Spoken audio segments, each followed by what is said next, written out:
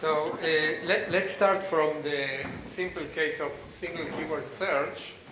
It's a simple case, but actually it's less trivial than it looks. On the other hand, I don't know why it took a little bit too long to actually converge to the best solutions. But in any case, if you remember, I said that we do conjunctions or Boolean queries when we represent the query as W1 and whatever.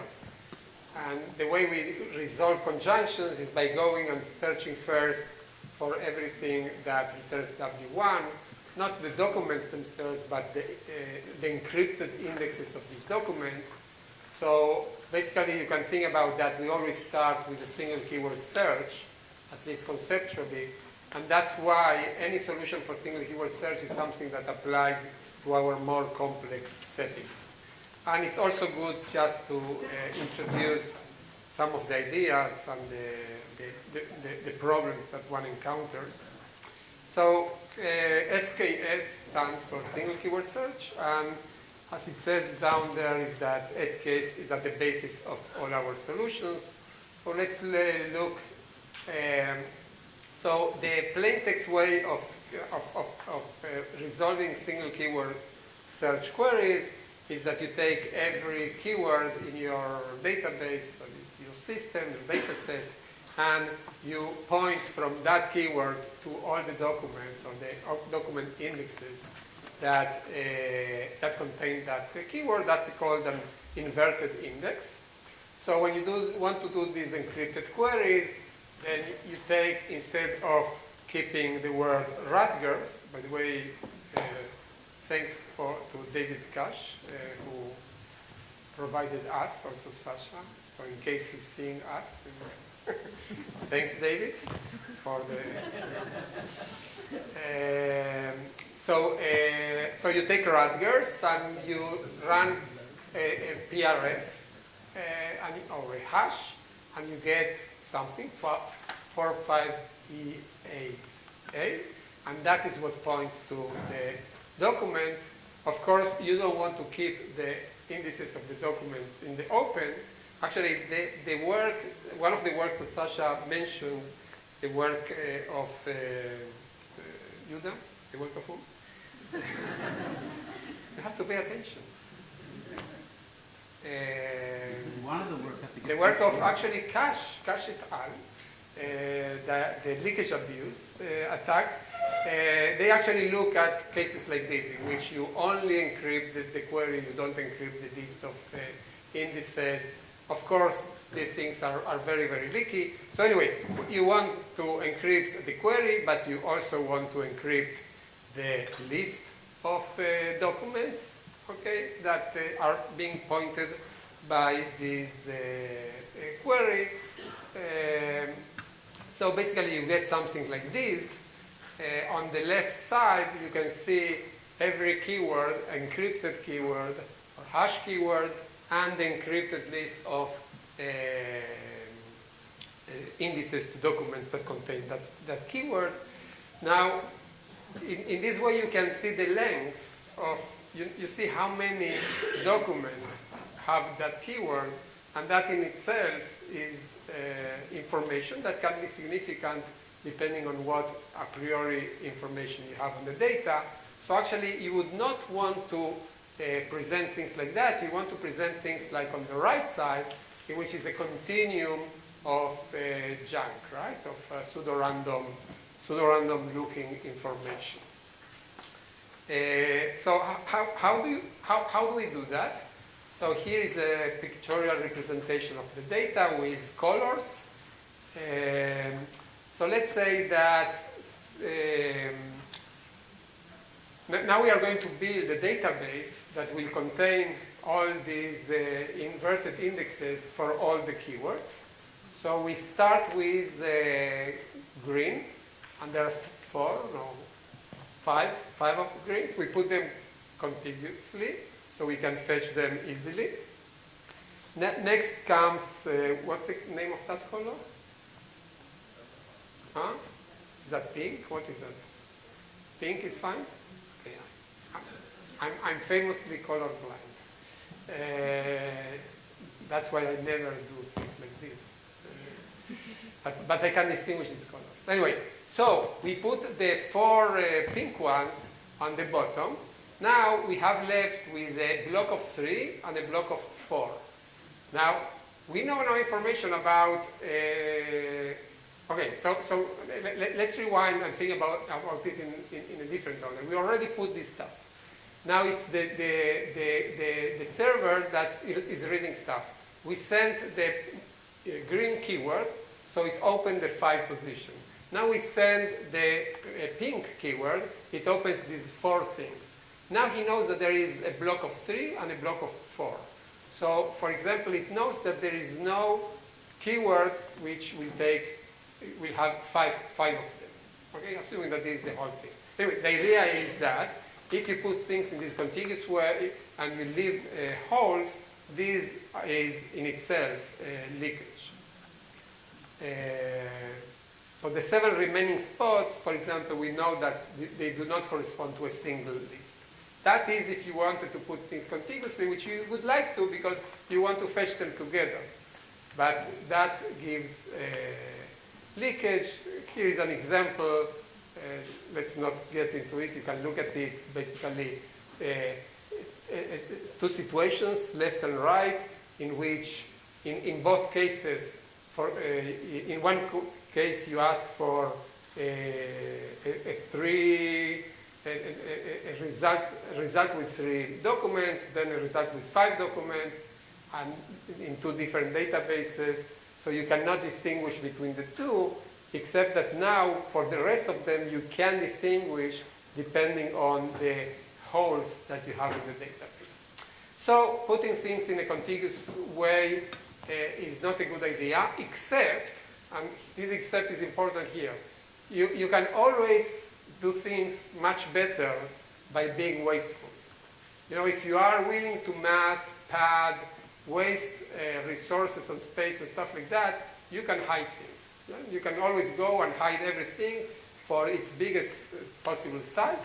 So for example, this is actually a solution of Chase Camara. You just have, for each keyword, you pad it to the maximum, the worst keyword in the database, meaning the keyword with more frequency. So if you have sex, you know, male, female, then everything will have to be padded to about half the size of the database. But that's one way of doing this. A more efficient way of doing it is what Cryptography et al. Did, which is basically put these things into a linked list, which is assigned pseudo-randomly, in a way that when you want to search, you give the server some initial value, and then the guy can skip going and finding all the elements. This one is much better in that it doesn't show holes, but what is not very nice about this is that the server has to skip all the time. So if everything is on RAM, it's okay. If the data is on this is a disaster. So basically, I said that before, we want this to resolve this tension between randomness and structure.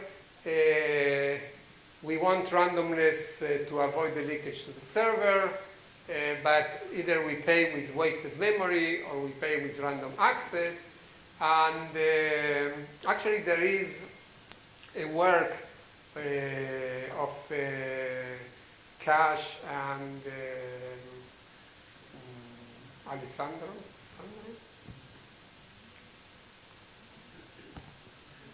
I need to learn about now that I have to.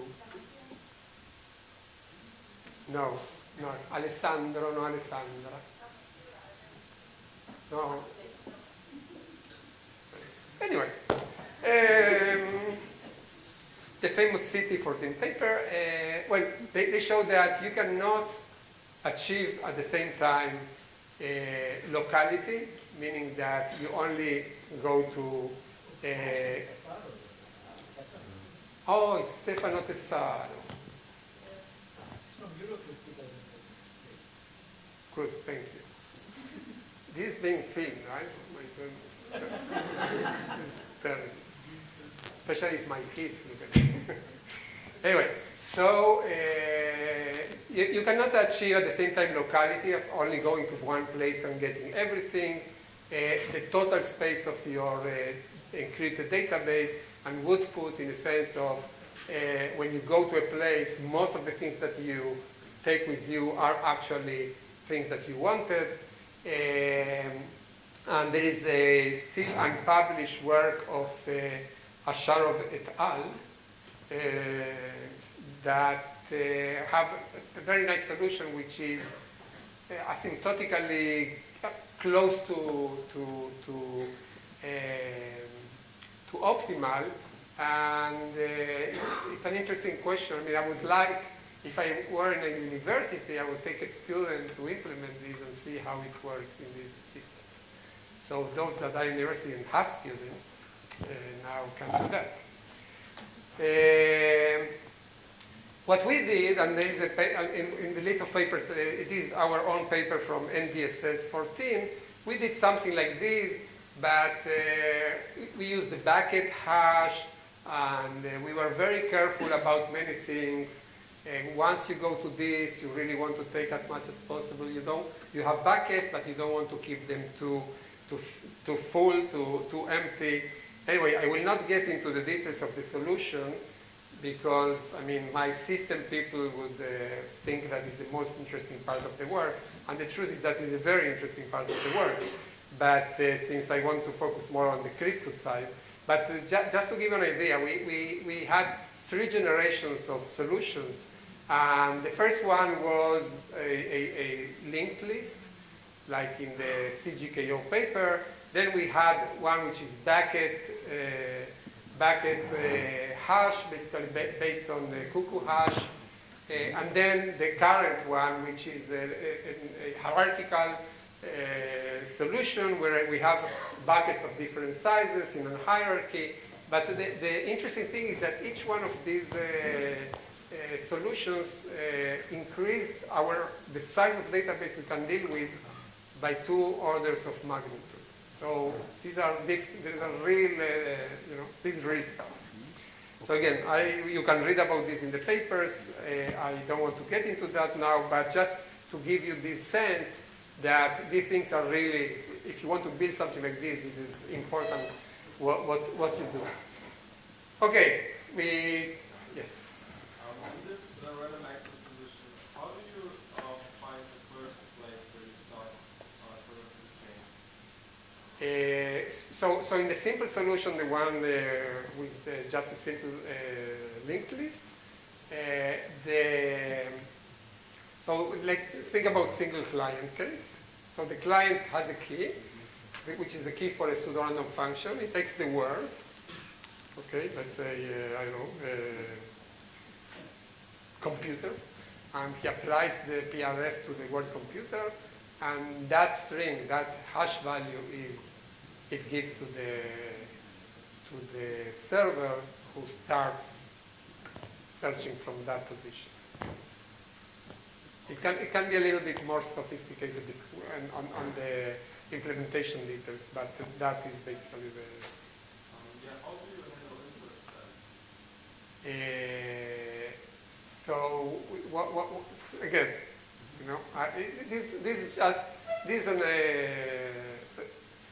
basically what you are doing here is a dictionary data structures. You are building a data structure that holds pairs of label and content. And each one of these solutions is basically a dictionary implementation. So any tricks you can do for, when there is here the crypto doesn't do anything. It's just the pairs of values, okay? So, when you want to do that, you have to allocate more memory than what you are going to use, etc., etc. But again, this is really data structures. Now, Okay, leakage. So I mentioned all the time leakage. What is the model that we use for leakage to actually analyze these solutions? So this is the regular simulation-based approach in crypto. So we have the ideal world, the real world, or the ideal world. The real world is the one that where all the things happening. Yeah, there is data, there is encrypted data, there is a client that asks queries, a server that processes the queries, all that interaction of the real world. Okay. In this interaction, we let the attacker choose the data, and we let the attacker choose the queries. Okay? And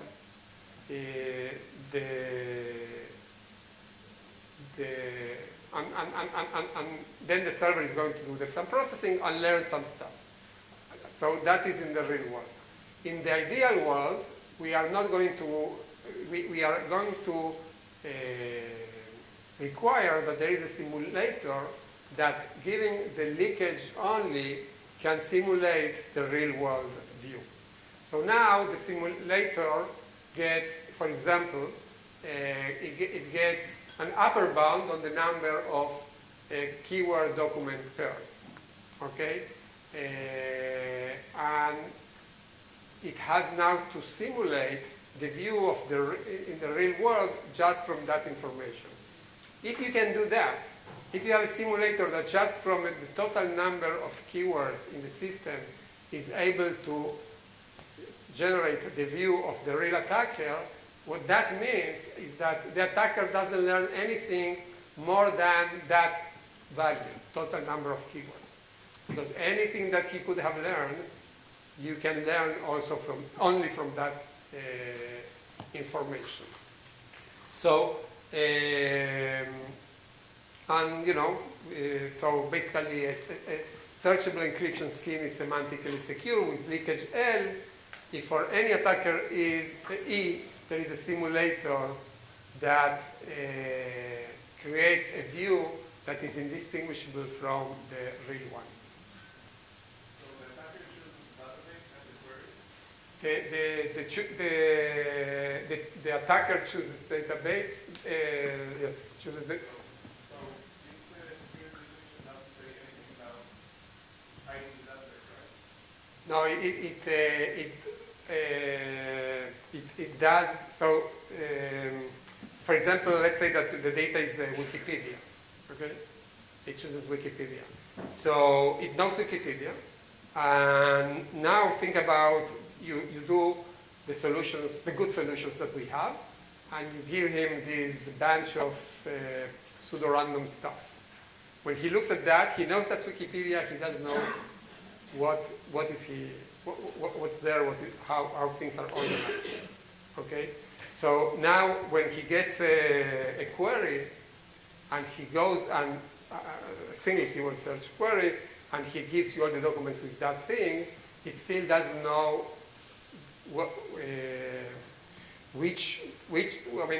the things that were not open.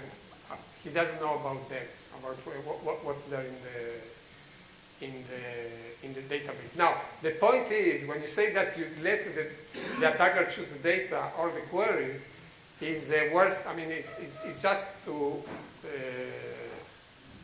give it a stronger guarantee of security. Okay, so even if it chooses the queries, okay, he cannot learn more than whatever the leakage means. When he doesn't choose the queries, certainly he cannot learn. He can only learn less.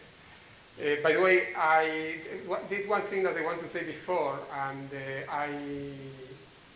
I forgot, and it's related to this. Being able to do a solution, any searchable encryption solution with data that the attacker knows the whole data, like, it would make sense to do a search on encrypted Wikipedia, in the sense that you would, everyone knows Wikipedia, but you want to hide your queries. Okay? All these solutions with the leakage that you get are, I believe, quite useless when you have full knowledge of the data. Except, of course, if you start padding, all the documents that you return, you pad them to the maximum size of documents. But anyway, as usual in crypto, we are trying to give maximalist definitions, and so the leakage would actually hold even if the data, the plaintext data, is known to the attacker.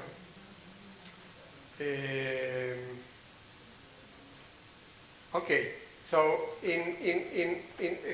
so as an example, in these solutions that I was mentioning before, actually let's take the solution of the linked list. In the linked list, you can prove that the only thing that the attacker learns is basically an upper bound on the size of the database. I mean, just give me the size of the database, and I will be able to simulate, these jumps that the server is doing, right? What the server does, it sees all these encrypted stuff, and he jumps from point to point, and all of that can be simulated. In the case of more sophisticated stuff like the ones we do with packed lists, then you start getting a different type of leakage. For example, we don't give the leakage of the total size of the data. We give a leakage of the data normalized under some bucket size. Now, these leakages are incomparable. You cannot imply one from the other. But this is a very simple example of things of how leakage starts being a little bit ad hoc-ish. I mean, it is well defined, it is proven, but you need to think about whether if I tell you in how many buckets my data fits, whether that is something that is bad leakage or not. So just as examples. Let me see.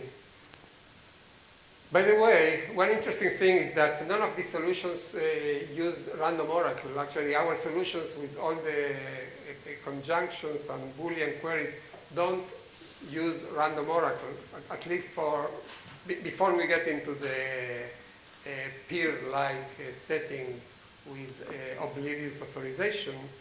And you would imagine that these practical solutions must use random oracles. Actually, they don't, except that we do use random oracles for an adaptive solution. Adaptive solution is the one in which the queries are not given from the start to the simulator, but actually are being adaptively generated and given to the simulator. And even in that case, you can have a solution without random oracle by having more interaction with the user. I mean, I'm just saying this just in the sense that usually you think that in practice you will always need to use the random oracle, and even for this more sophisticated stuff is not necessary. I have this toy case for proving the leakage, but I don't think it's very interesting. So let me skip to more interesting stuff. Okay, so these are the attacks on single keyword search by Cash et al. Sasha was talking about this. The only thing I want to say is that these attacks are really, they scratch the surface of the things. These are attacks that, build on the fact that you can count how many documents a keyword has, and you know the plaintext database, or all kind of things that are, they are too easy task for the attacker. And we definitely need more sophisticated attacks to take care of more obfuscated solutions of the type that we do. And if there is one thing that I try to motivate in all these talks, is really for people to look more into these attacks, into less trivial attacks, it has one advantage. It's much easier to get a paper accepted if you attack something than if you work very hard to build something. Okay? So that's another motivation for working on these things. Okay, so this is Yuda. How much time I give you? Half an hour. Half an hour. Okay. So that was, But you many know. people don't want to eat lunch. You go for Yeah, I'm sure people don't want to eat lunch. There's so much leakage few that people just gave me you very can't. dirty looks right now, so I think we should stop in half an hour. Few people just gave me very dirty looks right now, so I think we should. No, so half an hour? 30 minutes? Okay.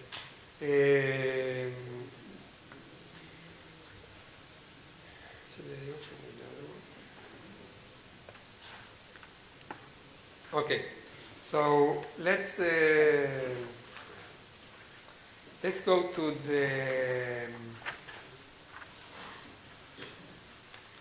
the next part of the presentation, in which I will talk about this OXT protocol. What I talked about single keyword search and about this bucket, actually hierarchical bucket hashing scheme is something that underlies all our solutions.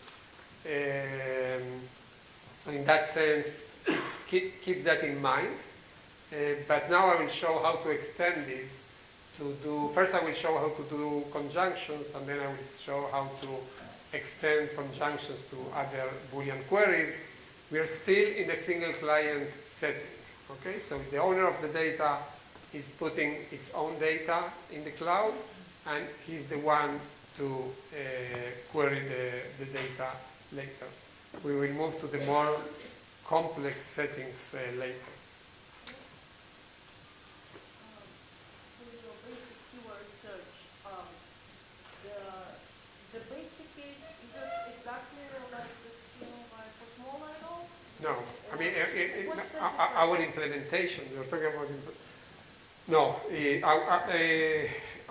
Our solution is so first things about taking their solution, the linked list, and first transforming instead of putting single elements in the list, you put buckets. I mean, so you have. I mean, what goes in each entry on this list is the identifier of a document that satisfies that keyword. So these two leakages that you mentioned, one is for your scheme with the buckets, and Right, the other is right.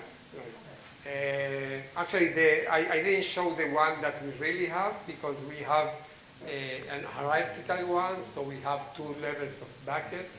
So it's something that gets very similar but more complicated. But you mentioned the elliptic curve. I mentioned elliptic curve. I mentioned elliptic curve. So I haven't done anything with elliptic curves yet. Okay. I promise to. Yeah. So.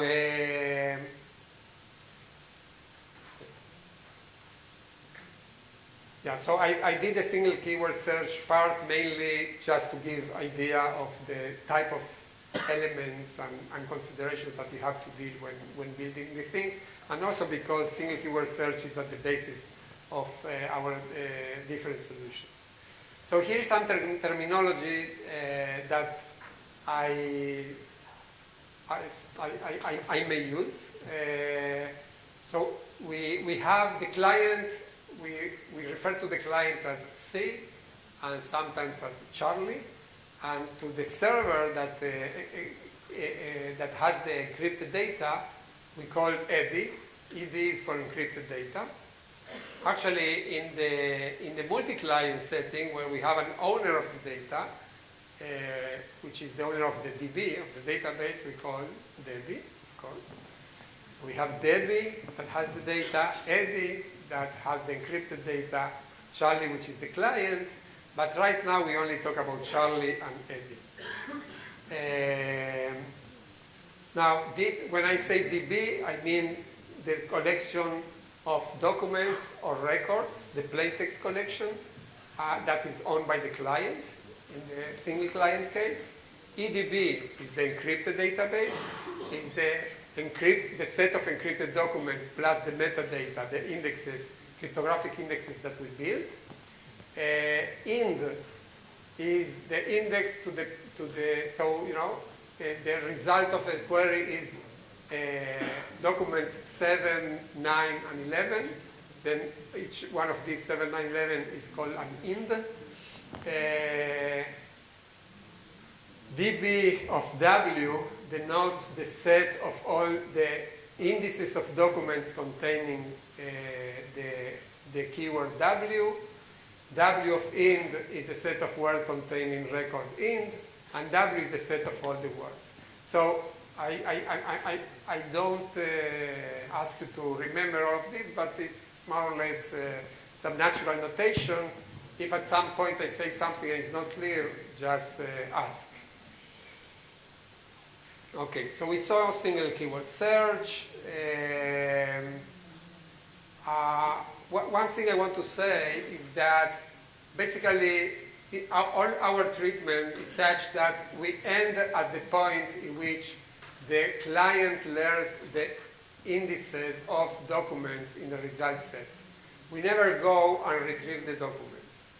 This is just abstracted out, and this is very convenient because when he learns the index, then, and if that's all it learns, then also the server doesn't learn, for example, what the length of the document is. You can think about that the encrypted documents are in some other place where the client goes and gets them. In real life, if these things are collocated, then you need to know that you are leaking to the server the size of the documents that you retrieve, and that can be very, very leaking. Of course, there are ways to make this less bad by padding documents, by breaking it into pieces, but this abstraction that we end at the point in which the client gets the indices just helps us not dealing with all the things that are basically orthogonal issues, but very significant when getting to analyze leakage in an application. Okay, conjunctive and Boolean queries. This is mostly from this paper of Crypto 2014, and the ePrint number is there too. Okay, so conjunctions. We have a conjunction. Give me all the documents with the keywords W1, W2, up to WN. Very simple solution. Take single keyword search, ask for all the documents W1, all documents W2, WN, do an intersection, and that's the documents that you get. What's bad about that solution? Well, there are two things that are bad. First of all, the performance is proportional to the sum of the matching sets. Maybe this intersection is even empty, but you have to work as the sum of all these, all the documents with W1, all the documents W2, and all the documents WN. So, for example, if one of the terms is sex equals female, it means that you have to return all the female elements in the database. So that's definitely not very nice.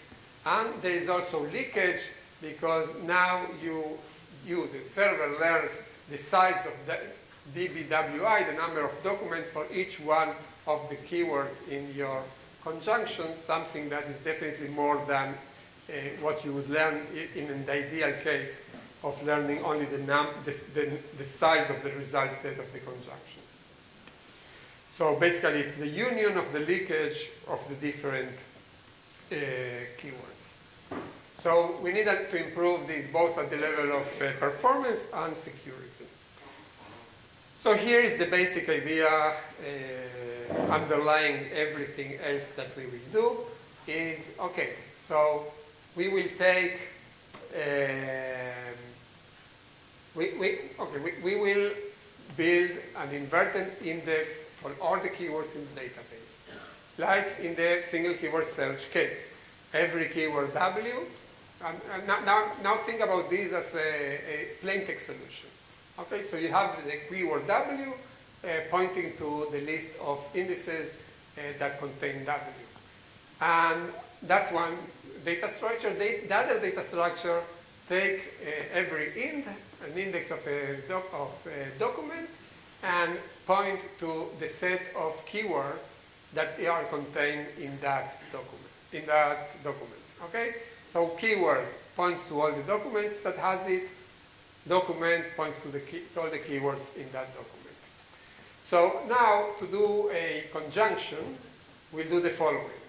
We will choose W1 to be the term, the least frequent term, the one that will return a smaller number of documents, or at least an approximation of that, depending on what we know about the data.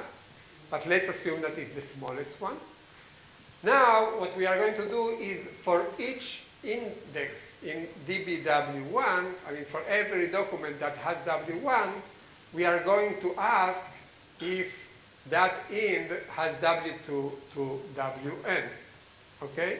So how are we going to do that? We have this second, right? We go to w1, find all the ints that have w1, then for every int here, we are going to check in the list of keywords in int whether w2 is there. Okay?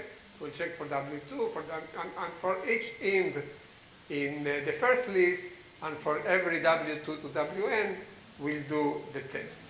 And we will return the document only if all the keywords were there. So this is a plaintext, simple plaintext algorithm.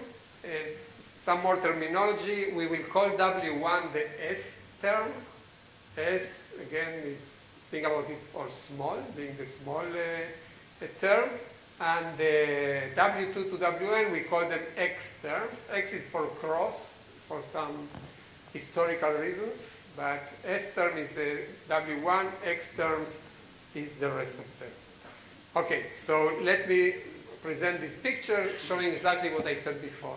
You take the S term, W1, look at all the indices of documents that contain W1, and now for each one of these indices, we are going to ask, does int1, that's the cursor, does int1 contain W2? Does it contain W3? Does it contain Wn? If the answer to all of these is yes, then int1 is in the intersection. Okay? So we build this W1 collection of ints exactly as in the single keyword search case.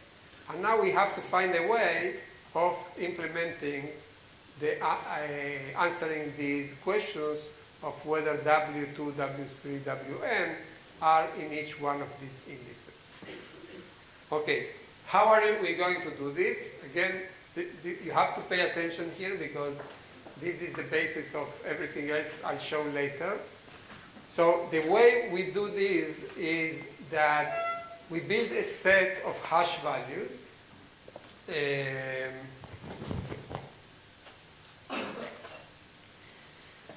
We build a set of hash values in the following way. For each record or document int, and each W in this we do in the pre-processing, okay? When the client has the plaintext database. So it takes every int, and for every W in that document, it adds the hash of int and W to the X set. Okay? So X set basically is a set that determines whether a keyword W is in a document int. Okay? So the way to do that, if you will later ask, is W in int, you will hash int and W together, and check if that is in the set. And we call this X set because it takes care of the X terms, so that's why it is an X set. Again, so to test if W is in W int, check if hash of int and W is in X set. And so again, go W1, find all the ints, for every W2 to Wn, hash each one of these Wj's with each one of the ints, and in the case that all the W2 to Wn and the int is in the set, then return int. All of this is plaintext, just a simple plaintext algorithm to resolve conjunctions. Questions? Where is the access from? So, right, so all of this is being, so the X set, the inverted index with each W pointing to all the indices is built by the client on the basis of the plaintext database. The X set is built by the client on the basis of the database. Think about the database existing at some point altogether. Forget about changes, dynamic, we'll deal with that later. He has all the database, he can create the inverted index, it can create the X set. And then send everything to the server? And you send all the things to the server. Okay? I can maybe already say a word about how this is sent to the server. So the first part, the inverted index, is a single keyword search solution. So you use a data structure, as I mentioned before, a linked list, bucketize, whatever solution you have there. That's for the inverted index. The X set is nice because it's a hash. So basically, it's not, and the hash will be secret, right? I mean, there will be a key that the client knows that will allow to compute the hash. So, okay, so this is the plaintext idea. And again, we return the index if the hash of in and wj is in the X set. Okay, now we want to do that privately, so without using the plaintext information. So first of all, we replace w1 as the pointer to the inverted index with some PRF value computed in w1. Again, this is exactly as in the single keyword search case. And we replace the wj's, that in the plaintext case it was just an input to the hash value. We replace that also with some PRF value of it. And now I start adding terminology, unfortunately, that we'll try to remember together. So there are two words here, tags and traps. Tags are pointers to something in a list. Traps are trapdoors, something that will allow the client to create other values. So tags are entry points, and traps are secret values of the client that will allow him to build the thing. For the moment, the W1 is an S tag, which is a PRF of the W1, and then we have the PRFs of the WJs that we call them X trap. And instead of int, I have xind inside these rectangles, meaning that we don't really keep the index inside so that the server will be able to see that. We keep an encryption of the index. It's more of a question of the previous slide, but it's the same thing here. You build this separately for every W1, possible W1, so you have the forward indices repeated for the number of keywords? Yeah, it's a regular inverted index in a database. All the keywords, each one pointing to it. Yeah, but usually from each index you point forward, you don't repeat that for every possible keyword. Are you reusing? Can you reuse the forward indices? Wait. Or you do this separately, completely from scratch for every possible W1? Okay, so the inverted index is built for all the W's in the database. Yes. In the database, not W, eventually you will query things that are not in the database. You are not building anything. For the W's that are in the database, you build these lists. That you do. Mm-hmm. For the other stuff, the index in which a document points to the keywords. That's only one. That you do through the exit thing. It's not, you don't build. You don't have to repeat it. No, right. Oh, No. You don't build the explicit array, you build a set of these hash values. Okay, so now we have, same as before, W1, WJs, IND, but all of these are encrypted. I mean, you don't see the plain text of them. They're all represented by some PRF image of the things. So now, in order to check whether W is in IND, you apply the hash to this encrypted index, and you apply it with encrypted W. That's the way you build the X set, same as before, except that now everything is kind of encrypted. But not very interesting beyond this obvious thing that you don't want to actually use the plain text values. And again, Eddie, the server, will return a record scene in this list of documents only if all these values are in X set. And that's it. Here we have a solution to conjunctions in searchable encryption. There is no need to do anything more than that. Now the client will build the inverted index, will build the X set, and when it wants to search for W1 and W2 and Wn, will send the S tag that corresponds to W1. The server will traverse all these encrypted indexes. It will get these X traps for W2 to Wn from the client, will run this hash function, and will know which indices to return or not to return. There's some details of hiding as much as the server never sees the indices that it finds in the way. These are always also only encrypted. It will only see indexes when the client actually goes and retrieves the documents that are in the intersection.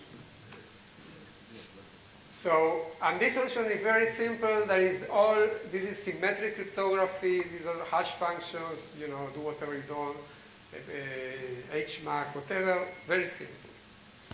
So let's see what is the computational cost and the leakage in this solution. So the work of Eddie, the server, is proportional to the number of elements in W1.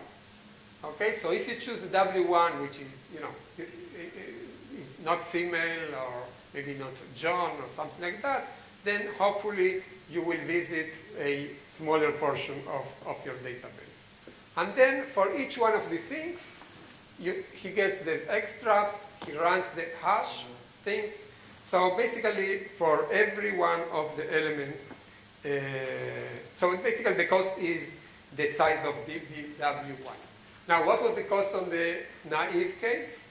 It was the sum of W1, the size of W1, size of W2, etc. So basically we went from the maximum size of the WYJs to the minimum size. Okay? So if you have Krawczyk and mail, before you pay the price of mail, okay, you visited half of the database, now you only visit the number of documents that have the name Krawczyk. And again, when I'm saying you're visiting the documents, you're not visiting the actual documents, you're visiting the data structures that represent documents. And notice that this is non-interactive. I mean, it's minimally interactive.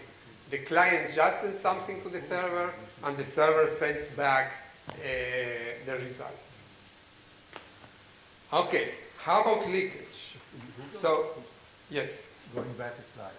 So the work is proportional not to the size of the number of occurrences of W1 in the database, but the number of items in the forward index of all occurrences of W1 in the database. Okay, so if a document has 17 times the word computer, this appears only once. We return a document whether it has one time. once this keyword or 20 times. So documents are set of keywords.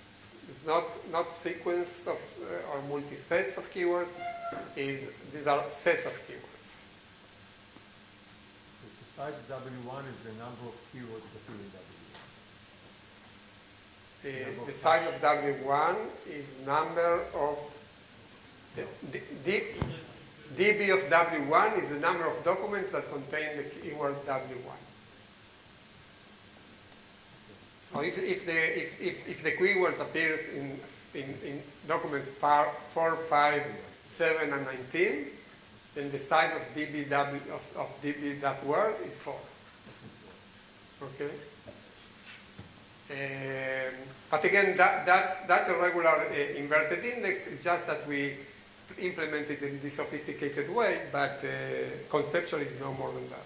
So performance-wise, we went from a naive solution that cost proportional to the maximum size of dBwj for any W1 to Wn, and now we went to the smallest one, which is definitely a good thing. We only use the symmetric key operation. It's as non-interactive as it gets, so all of that is nice. How about the leakage? So the leakage,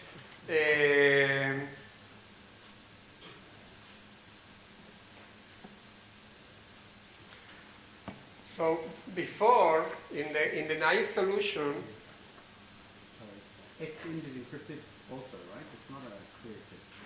who? X int, the indexes are also encrypted, right? Yes. It's under a third key. Under sufficiently many keys. I mean, yeah, it's no big deal, but yeah. On the plane. Yeah. So yeah, nothing shows in any plain text form. Okay, let's not get more than that now. In the naive solution, if I gave, I had to do W1 and W2, and then I had to do W1 and W2, and then I had to do W3 and W4. Actually,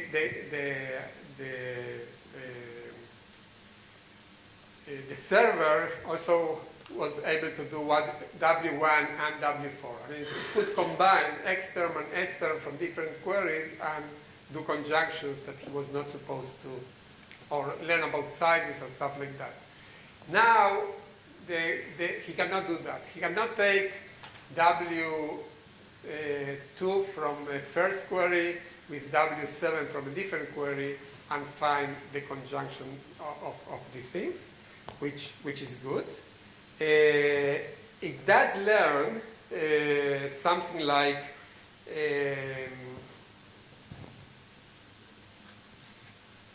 it learns if two queries have the same W1, okay? And it learns the size of conjunction of W1 with each one of the WIs. What else it learns? Something very something that is very not nice here is that it learns the indexes of the S terms. So now he can take the S term from query 1 with S term of query 2 and do the intersection. So it has much less freedom than with the naive solution, but still there is quite a few opportunities to do these cross-query leakages. Yeah, so for example, yeah, he can take any S term from query 1 with any X term with another query and do the intersections. So while this is really a very efficient solution and improves significantly on the naive solution, it still has more leakage than we would like to afford. And the way we are going to reduce this leakage I mean, the reason that there is so much leakage is that we are revealing the S term, okay, in the form of this S tag, this encrypted S term, and we are revealing also the X traps. And we had to do that in order to compute that hash function that we search on X set to resolve the query. So, okay, so actually I'll start up, go back to this after the lunch, but just let me say that the way we are going to solve at least part of these issues is by taking this hash function and transforming it into a two-party computation between the client and the server, so that the client has the X traps, okay, but never gives them to the server. The server has these encrypted indexes, and the two-party computation will be X traps from the client, encrypted indexes from the server, and now they do some secure two-party computation to actually resolve the result of this hash function. And the idea is to do this secure evaluation as efficiently as possible. So that's the idea, and we'll do that after lunch.